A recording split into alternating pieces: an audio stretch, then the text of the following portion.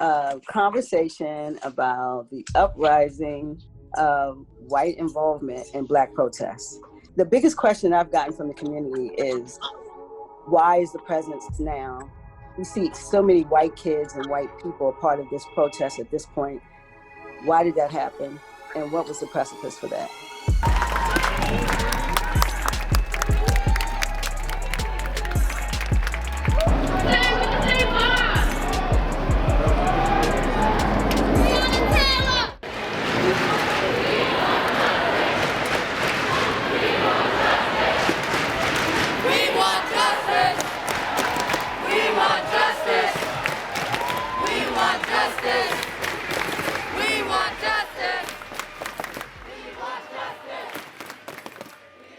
I think it's just a matter of that racism just starting to die away, and people of younger generations just saying, you know, this is crazy.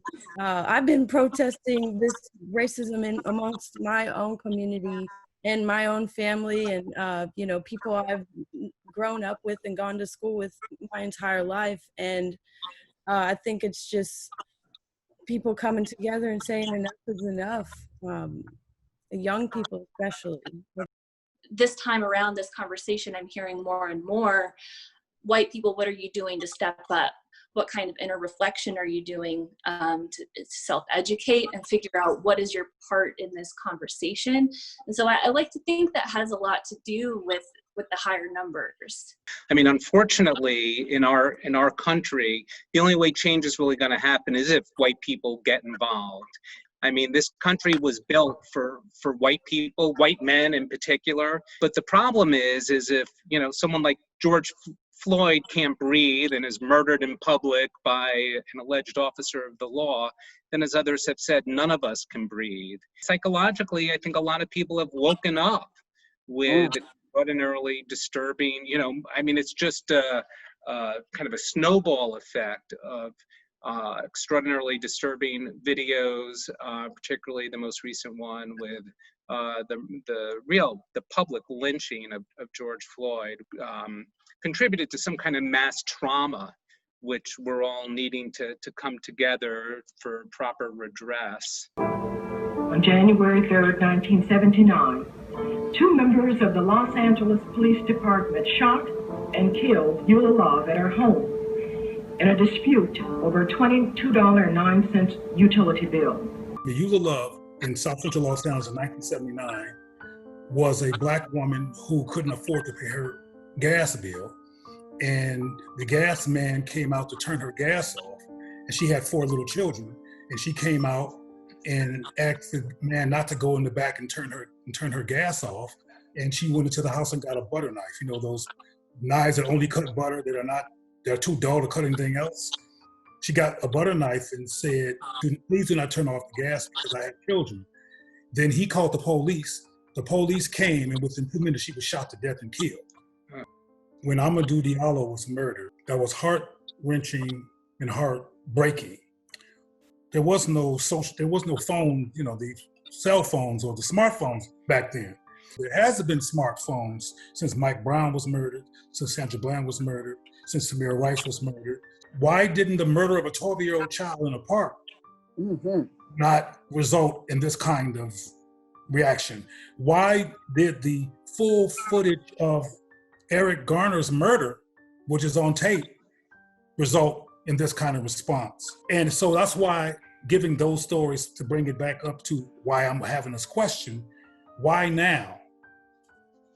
And I think it's important, at least for me, to break down explicitly what the factors are so we don't fool ourselves and to think something is going on that may or may not be going on. So given that we have all these examples of videotape brutal murder of innocent, unarmed Black people, what's going on now? White guilt. Well, you weren't guilty after Tamir Rice? Why the guilt now in terms of in the streets? I think there's so many different elements in the culture going on. As I think Tiffany mentioned, I mean, the COVID-19, it's not only that there's a pandemic going on, but as we know, it's sadly disproportionately affecting Black communities. The fact that white people are showing up to protest, it has to do with seeing perhaps more clearly the profound inequalities in our society, and that's one piece that's coming more and more to light. And I just think it's a tipping point of so many of these things over so long. I mean, I think it's important also, rather than to see this as in a way that's kind of punitive, or, well, it's about time y'all are finally joining such a critical struggle that's been in your face for so long. Instead, I think it's important to celebrate it, to support it, to and to be, and to be part of it as much as possible. I don't have an about time perspective. I want to make that clear, because nothing has happened in terms of transformation societally, and I don't feel like my life is less threatened yet. So I don't have an about time perspective at all, and I don't feel like I'm being punitive if I don't have. I'm just on Zoom, in a Zoom interface, having a conversation and trying to deconstruct what's going on here. I don't feel grateful for white people being involved. I need more information first. So from my perspective, I don't really feel like, and it's not so much a trust issue as it is, once again, us not being able to be in control or in charge of our own movement. I do believe that our white friends, family, neighbors do have a movement that they need to do for their own accountability, for their own repairing their own mental thought process toward Black and brown people. But I believe that is something that is their own separate, and should be their own separate cross to bear, and not intertwined within what we are asking for, because they're never going to feel what we feel the way we feel it. Say it again. Don't be mad at the voices. Say it be again. mad at the choices that were made.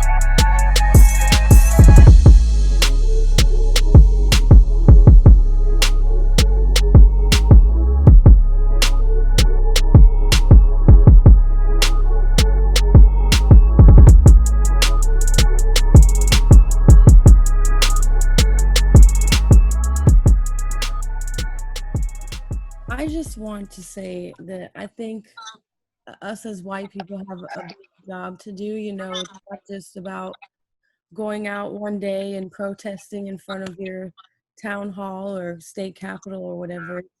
It's about addressing it whenever you see it, wherever you see it, amongst whoever you're around. That's a way of, somewhat breaking down that, that racist thought process and just perception of other people. Is just that, as white people, always call it out when you see it. That's like the least we can do. Clearly, if you see a wrong going on, if you see some intolerance or racism, doing whatever you can to call it out in the moment. But I think there's other smaller things you can do. And again, I'm not trying to give myself a pat on the back, but the professional organizations I'm in are predominantly overwhelmingly white, because it's judges, it's lawyers, it's forensic psychologists in the family law sphere. And yes, there's a few, you do see a few people of color, but I always I say this with all due, it sounds maybe slightly immodest, I don't mean it that way, but I know I always go out of my way to introduce myself to somebody of color, and just as I might do with somebody who's white, just because, you know, you're at a conference in New Orleans or Boston or Chicago or wherever, and you're meeting people, and I think people tend to gravitate more toward people who are like themselves. But I always try to push myself and stretch by meeting people who are definitely unlike me, because I think it's important. And then, you know, for those people who may feel a little uncomfortable in a predominantly white environment, that the more, you know, we can do as the kind of majority race in a particular, even professional environment, I think it's incumbent on us to make folks like them feel welcome, to say nothing of the fact when you see some injustice going on, within the best of your ability to call that out. When I walk into a room where there's predominantly people that don't look like me or white people, I feel fine. It seems to me that it's the white people that start feeling uncomfortable and go out of their way in some respect to address me or what have you. And the reason why I'm saying that is because until we get to the root cause of why so many, in particularly our Black males, are being targeted, which they've been targeted way back when, and I'll go back to the strange fruit on the tree hanging. It is because there is endemically a self-esteem issue and a fear issue within the quote-unquote majority community. I really appreciate the conversations that are calling us to be very deeply reflective on our place within these conversations about race and what it means to be an anti-racist. What does that work actually mean? Dismantling white supremacy and you know, this privilege that we have in this society that was built for white people. What does that mean for white people, and what does that look like? And do we really have the courage to take part in this, or are we just out there protesting because we want to make sure that we were on the right side of history? I think a lot of the motivation is really about signaling to their peers, the behavior that has kind of developed over the course of the last several years, where everyone is pretty much living their lives publicly, online, they sharing everything that they do. And there is sort of their habitual way of being. So there's really no hiding place for a young person, because everyone is always used to seeing everything that they do. And a lot of times ideas and activities and stuff kind of swell just from the fact of young people signaling to each other and seeking status among themselves. And it is not even, it's connected somewhat to the issue, but really it's about the status that they're seeking amongst themselves and what their friends think. I mean, for young people, what your friends and what your peers think about you is an incredible incentive. It is paramount for young people to have the right standing among their peers. And the way that they display that standing now is performatively on social media. They stage their entire lives, from the way the angles they put out on pictures to stories that they tell through their feed. It's a behavior that's developed in the last several years in the way that people present themselves. So I want to put out that part of the performative nature that some of the people who are involved now, especially the young people, is really an extension of the performative way that they have been signaling to each other all along. So all it takes is a few influential people who are setting a trend, and everybody else just wants to signal that they are. It's a very low friction thing just to put up a black square or whatever. It's a low friction thing just to send a signal to say, hey, you know, I'm with you. And it's easier to do that than to not. So I think there are a lot of people who are involved to the degree that it's easier to do it than to not do it. So there's like some social accountability built in there. I think that's an extremely important piece. And I want to add to that the social performance may not have nothing to do with who people really are. Right. It's a peer group performance process that's not necessarily based on who they are at their core. It's a public performance, sometimes based on likes. And in this instance, not necessarily YouTube or Facebook likes, but societal likes. With white people, we're being called to deeply examine our own white fragility, have those difficult conversations with ourselves, with our fellow white people, and understand how insidious white supremacy is, and how concepts like white guilt have transformed into these really covert versions of white supremacy, like the white tears and the white savior complex. That is another thing I wanted to bring up, being very careful about seeing ourselves as the white saviors who are swooping in. Queen, you mentioned as the premise of this whole conversation, what about the white protesters who are putting their bodies between Black protesters and the police? What does that symbolize? There's gonna be something going on here tonight. All these people are not Black. Most of them are white. And they are blocking the police. I'm not the police, they're blocking the military. They're on the ground blocking the military. The military cannot get through. They said military, I don't think they're gonna do it. These people are serious. Wow. There's a syndrome, a medical term for, say, a parent or someone of authority who makes their child sick just to come back and be the savior of the child. I forget what it's called. It's some type of syndrome. So in essence, we could parallel that to, and I'm not saying that is the case, but we could parallel that to the white supporter who's putting themselves in between the Black person and the police, because it's something that the white community has created. So now we come back to be that savior of the victim from this sickness. You know, language is the furniture of our minds. It's where it's a process of linguistics that we use to express how we see the world. And language and English is full of white supremacist linguistic norms. You know, little white lies, and there's no such thing in this country as a term Black slavery. There's a term white slavery, but you don't need the term Black on slavery because it's redundant in the white supremacist society. Slave means Black. But when you say white slavery, you have to say white slavery. You never heard people used to say terms like there's Black slavery going on over there.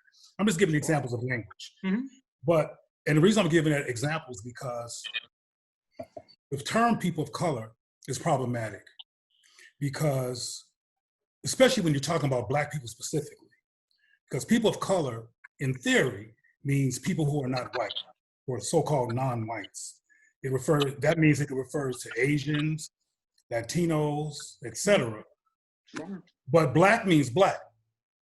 And one of the primary problems we hear, particularly as manifested by police department, is lethal levels of anti-Blackness, not anti-people of color, because Asians ain't going through this at this level.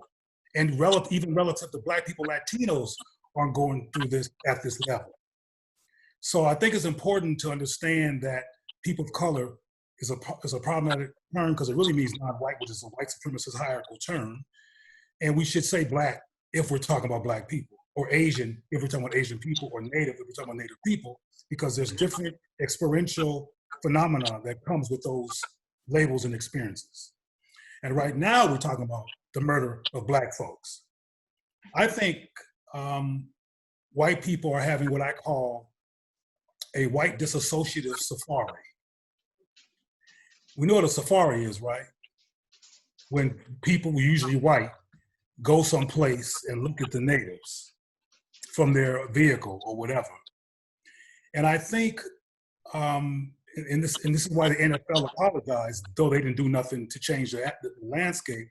I think that white people are involved in disassociative behavior given the murder of George Floyd, and some of them right now feeling vulnerable because of unemployment, feeling vulnerable because of social restrictions, feeling vulnerable because we don't know what's going to happen with this COVID-19 thing.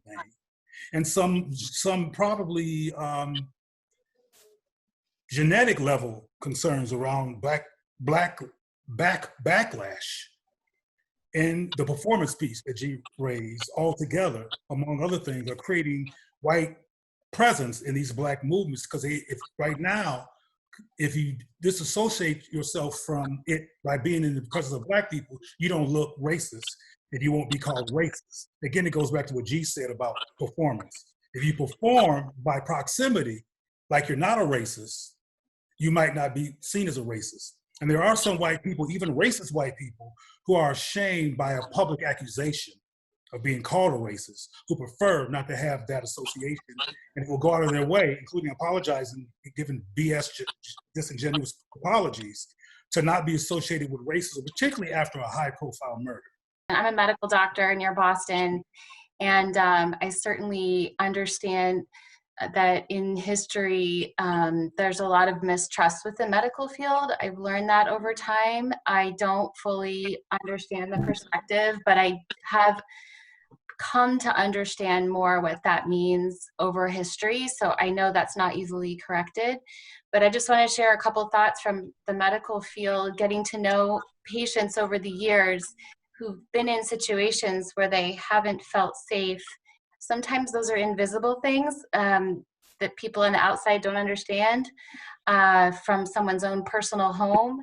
And the experience of feeling unsafe can then open up a lot of empathy and compassion for others who also don't feel safe. I think as a culture in the past 3 months, a lot of people have suddenly been honestly terrified, right or wrong. They could have been terrified to step outside their house or truly terrified because they had to say goodbye to a loved one over Skype or Zoom who was dying. There's a fear, and suddenly all those other things just come to this visceral moment of just safety. I do think from talking to patient after patient after patient on mostly virtual visits, but some in person, people are truly reevaluating their life. Each individual seems to be saying, like, wait, what's important here? What do I really want? They're not having the distractions of commuting and all the other normal distractions of life and keeping themselves busy and not really thinking about stuff that they shouldn't be thinking about. They're like forced to just be home. And a lot of them are reevaluating all kinds of things like, do I even like this job? Do I want to go back to this job whenever they invite me back? Do I want to live in this place? It's like this snow globe has been shaken up, and they're just like, okay, when all this settles, I am only going to be on this earth a certain amount of time. Like, what's really important to me? I'm hearing this from my patients. So I don't have the answers, and I really want to understand a lot more about it. But it's just a conversation starter, and I guess I felt uncomfortable about joining, and I want to make sure that each person can go beyond that piece of uncomfortableness and just do it. I think it's better. There's also this dichotomy of, well, like Amy mentioned, a lot more white people are reevaluating what actually matters to us. You know, what matters in life, who do we want to be, how are we going to step up? But there's a difference between what we intend and how we intend to be entering the conversation and the actual effect that it has. So I wanted to bring that up as a large point that I hear being discussed within the white community, and how to be part of anti-racist efforts. You know, a lot of people are coming up from a place where we do care, and we want to change this system. We don't necessarily know how to change the system because people in power don't necessarily care, and that's where voting becomes such an important piece of this. But if we're not operating from a place of very sincere awareness and self-reflection on the way that our actions affect others, and the way that our actions are perceived as, you know, again, this performative versus authentic, that's a real conversation that needs to be had. I think that so far, and I haven't paid relentless attention to everything, so I could be missing something. So far, the analysis that has come out of the protests and the pundits regarding this event have been too shallow for transformation. People will wind up relapsing back into white norms when it becomes no longer PC to show up publicly at Black Lives Matters Plaza in Washington, D.C., which is probably going to be named its original name at some point. Who knows? The bottom line is that it becomes symbolic, like a dead body, like Malcolm X's body is symbolic. It's not powerful anymore because it's gone. So when these waves are gone, we get back into symbolism instead of social change.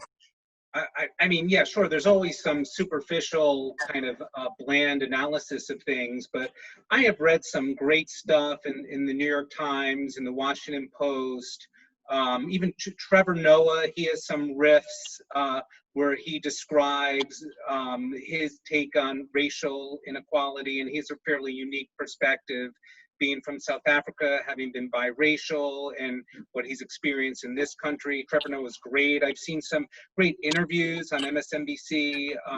There's a professor from Harvard who studies Black history and has talked about the profound public health damage that racism does, in addition to the violence that's perpetrated often by police. As white people, we need to be careful what we believe, what we watch on TV, because CNN, NBC, you know, all these major news channels are all ran by the white media, and they pick and choose who they put. And I don't mean to say this to discredit any Black person that's ever been on the news to speak about racism or things, but the people that they choose to put on TV aren't there to ask the tough questions. They are picked and chosen by the white media. And so we have to be careful because they're placed there strategically like it's a chess game, and it's made to make us remain comfortable with what's going on. Now, my question is, how do we now package this type of outrage for the betterment of everyone, and especially Black people? Can we really dismantle the white supremacy apparatus that is around all of us? And is protests gonna be enough? Because it's never been enough. So what do we do from here? Because we can have all of these analogies. We have the presence. So can we use these allies to build, or remove them and we be in a better place? I think what's absolutely critical is voting, because I've heard people create these false equivalencies of, well, we're going to go out and protest or we're going to vote. It's not an either or, it's an and.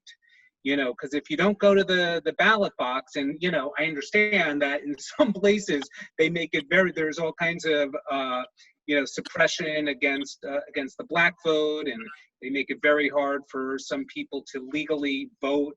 And that's, you know, illegal and criminal and horrifying. But wherever we can, I think you need to get out there and vote, and to some extent even get involved in local politics if that's something that interests you, to really try to influence things. And then I think there's a fascinating kind of question around, do we, you know, defund, you know, police? Do we look at reforming and restructuring? It seems like defunding police isn't going to have enough political support. So it's really about, I think, reforming and restructuring. But I think there's just a lot of important questions and a lot of important discussions that need to occur that address these issues in a meaningful, substantive way.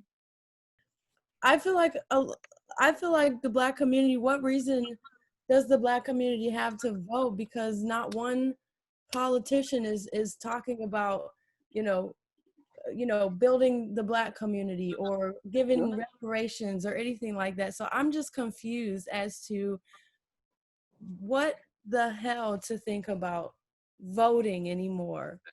We have to start looking at issues long term and prepare through these elections to create and locate decent alternatives to vote for. Right now, we don't got none, and it's all relative, because as far as I'm concerned, Joe Biden is a leftist white supremacist. However, Wow. The other person that they call 45 and Cheeto and all these other terminologies is a straight up white supremacist who has loaded the judicial bench with young white supremacists to make sure that for the next 50 years or so, there will still be white people in place on a legislative basis to keep white control over this system. Yes. If we are alert, and since Biden is claiming to be an alternative to Trump, we can watch him, hold him accountable, and make him different from Trump. We can't do that silently, and we definitely can't do that if he's not in the White House, which is not a metaphor this time, the White House. So we have to vote for the less of the two white supremacists who is claiming to care about black people and got black people in pictures and black sisters waving from the back of his head and stuff, all these pictures he's taking. He got more black people around him than Freaknik or a funk concert. He's just got black folks everywhere. Since he's acting like he give a damn, we need to hold him accountable and make him give a damn or expose him for being full of crap. But whether he's full of crap or not, we need to watch this system of candidates for the next 4 years and the next 8 years to help manifest somebody who's decent for real. We live inside of social, linguistic, and constructs that reiterate the myth of white supremacy being a reality and black inferiority being a reality. Even the word white was constructed to create a false human hierarchy, to put people who are being called white people from Europe at the top of it. And it's a myth. But I'm just deconstructing how deep this white problem is and its manifestations, and how resolving it is linguistic, it's cultural, it's systemic, and you have to take a look among white folks about it. Well, am I willing to give up this? Because there's some good stuff in this privilege. Despite that, it's blood money. White privilege is blood money. It's the equivalent of blood money. It's not a neutral phenomenon with no casualties. White privilege results in George Floyd's murder, along with Sandra Bland and so many people. Those are the consequences of your privilege. So you got to look at whether you're willing to be white or human. Okay. Are you willing to be white or human?